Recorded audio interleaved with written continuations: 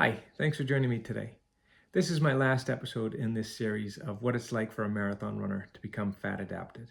It's the process. I followed the process of what it was like for my body to become fat adapted and not rely on glycogen to fuel my running. So, as a marathon runner, it has been quite an interesting experiment. I've enjoyed it. And if you stick around to the end, I'll go through all of the adaptations that I think I made, how it went, and my thoughts on what it would be like for other people to do something similar. So I had two objectives in following a carnivore diet. I wanted to clear some arthritis pain in my hands, and I wanted to drop some body weight for the start of my next marathon training block, which started yesterday. So the 6 weeks ended on Sunday. So that was 2 days ago. It was a very interesting experiment. I've enjoyed seeing what my body is capable of with no carbs. I've enjoyed the adaptation process. However, I think in order to make it a more thorough experiment, I would need more than 6 weeks. And if you stick around to the end, I'll go through all of these thoughts with you. Just in general, if you like running content, if you like seeing what it's like for a coach to go through these things and challenge their bodies, drop me a follow, subscribe, hit that notifications button, and it does mean an awful lot to me. We'll start with some statistics. So this week, week 6, was my highest volume week in the 6-week experiment. It's still a low volume week for a marathon runner, but it was by far the biggest week that I had done in the last 6 weeks. And so it was 41 miles or 66 kilometers. That was good. That was 6 days of running. So it was, I was really pleased to get 6 days of running. And I'll go through some of the reasons why I hadn't in the previous 5 weeks, but that was a big step up for me. On top of that, I did have, or at least attempt, some steady paced running. Still tough to get into that rhythm, but I did manage to get some decent pace in. As far as nutrition goes, in summary, over the last 6 weeks, I averaged 122 grams of protein a day, 124 grams of fat, and 34 grams of carbs. And that broke down into 28% of my calories from protein, 64% of my calories from fat, and 8% of my calories from carbs. One of the objectives, or one of the targets I was hitting, was to drop some body weight, and I was attempting to do that by keeping a calorie deficit. So my BMR is roughly around 2,200 calories. My target was to keep it around 1,800 calories a day during this 6 weeks, and I averaged 1,756 calories per day. So pretty much bang on what my target was. That was a huge success for me. It really highlighted the focus that I put into the nutrition. However, I have to say it was very easy to do, and I'll talk about that towards the end here. But we'll stick with the statistics for the minute. I averaged about 4.5 liters of water a day.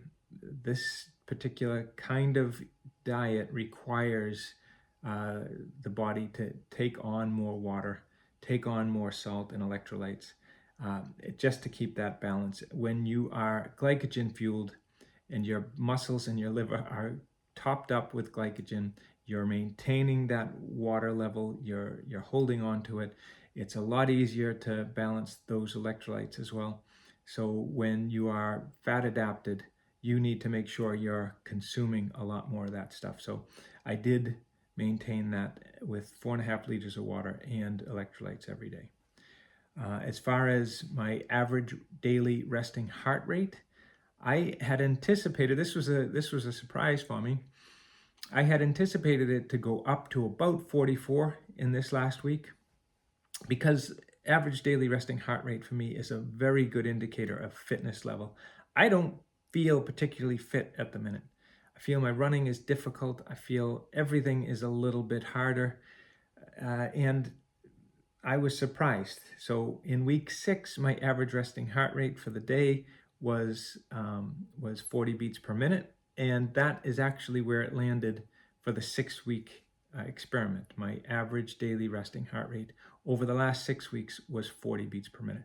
40 beats per minute for me is pretty damn close to where I want to be on race week when I'm in top shape and I'm peaking for race day. So I'm looking to be between 38 and 40.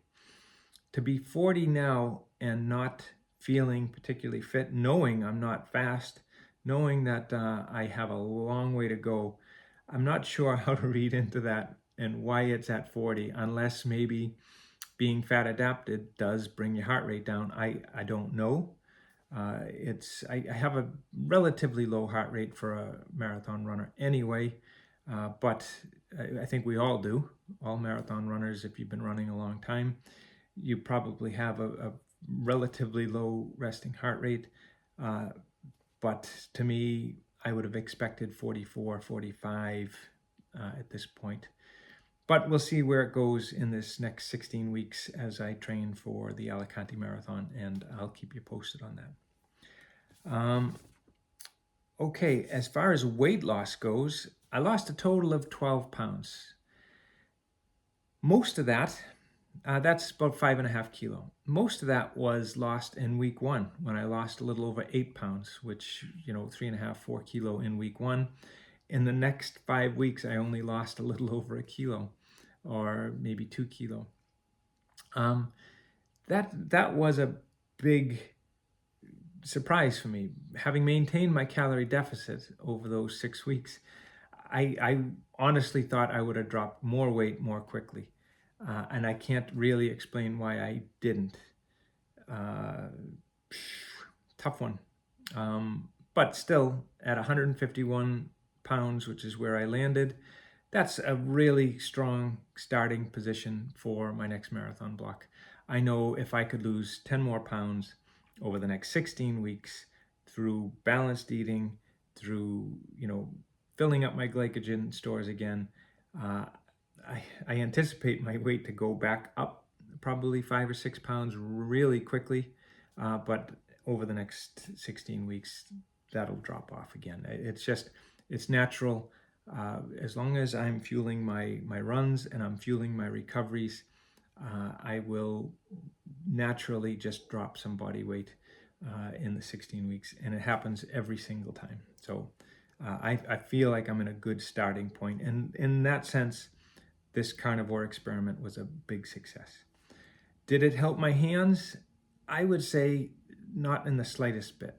Now, I have been doing a lot of physical work with my hands. I'm doing plastering, I'm doing gardening, I'm doing some deconstruction, I'm moving heavy things around all the time, and the pain has not abated at all. So in that sense, this carnivore diet has not done anything on that account. But again, I will talk about that as we go on. So that's the statistics, really. I've slept well, I've eaten well, I wouldn't say I've ran well. I haven't done a lot of strength and conditioning. I probably should be doing a lot more. I will be doing a lot more as I go forward. I did a little bit during the 6 weeks, but it was more of an off season for me, which is why this was a good opportunity for me to sneak in a 6-week experiment, because I wasn't training for anything in particular. And that is something that I will also talk about at the end in what my next steps are. Okay, so overall, we talked about the running. Let's go a little deeper. I found recovery from runs difficult. I would go for a 6-7 miler, and I would come back and I would be exhausted. My body would feel like I just ran a marathon. It was a difficult recovery process, and that's why over the first 5 weeks I did very little back-to-back running, back-to-back days. And in week 6, that's why I was very pleased that I was able to do back-to-back days, 6 days in a row. That was definitely a step in the right direction. Did I have any pace? Slightly better pace. It was starting to come together. I think I probably need another 6 weeks or more to get my body to feel like it did previously. I don't have that kind of time, and I don't want to spend that kind of time or roll the dice. A marathon training block at 16 weeks is a long time to dedicate to something that you don't know if it's going to work or not. So I don't want to experiment going into this training block, as I really want one more sub 3 hour marathon. That's my entire objective, is to get one more before I'm 60. So I think I can do it. It's just a matter of putting all the pieces together. And I don't think I'd be willing to roll the dice and try another 6 weeks of carnivore. It may be a great idea. I don't know. I'm just not really willing to take the chance.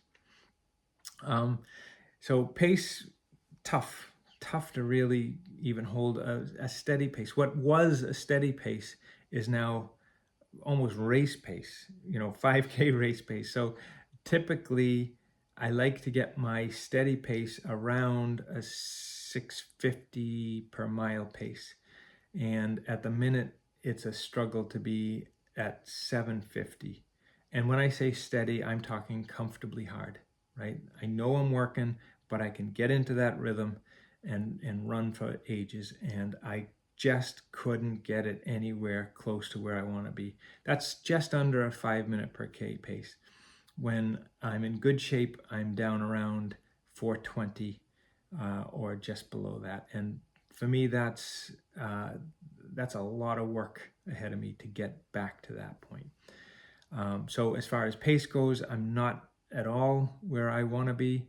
I think I would need a lot more time to get fat adapted in order to get there. I did get some unbelievably good feedback from some other runners that are ketogenic. They are running on fat as fuel, who are 240, 230 runners. That is amazing, and I would love to try to get there at some point, just not now. And by the way, thank you to everybody that was sending feedback and asking questions and giving me your opinions, not only on YouTube, but on all the social media. I really appreciate it. Okay, as far as overall health, how do I feel? I feel great. Yeah, I have no complaints whatsoever, other than the recovery from the runs was a little bit longer than it should have been. This is a very easy diet to follow. I would have 800 or 900 calories in the morning for breakfast, and then I wouldn't even think about food. I wasn't hungry. I never crossed my mind to eat again. I would eat out of habit a second meal, and whatever that turned out to be, close to 1,000 calories or thereabouts. And the food is easy to cook, it's easy to eat, it's tasty. We all like a good bit of fat in our diet, and it was very, very easy to follow. I was expecting to get this mental clarity that everybody that follows carnivore or ketogenic diet claims to get. Now, I don't know if it's because a lot of people are going to the keto diet or the carnivore diet from a place where they needed to make big changes in their lives, and this has been the catalyst for them to feel better about their weight, their health, inflammation in their joints, and mental clarity. If they needed to make a big transition in order to get there. I don't think I was in that category. I had specific objectives here, and I had a general sense of well-being anyway, and and I'm a fairly healthy individual. So I never got that mental clarity. And I think that's possibly why, is because I didn't come from a place where I was searching for it. But that's not to say that is the case at all. It's just my experience from not experiencing it.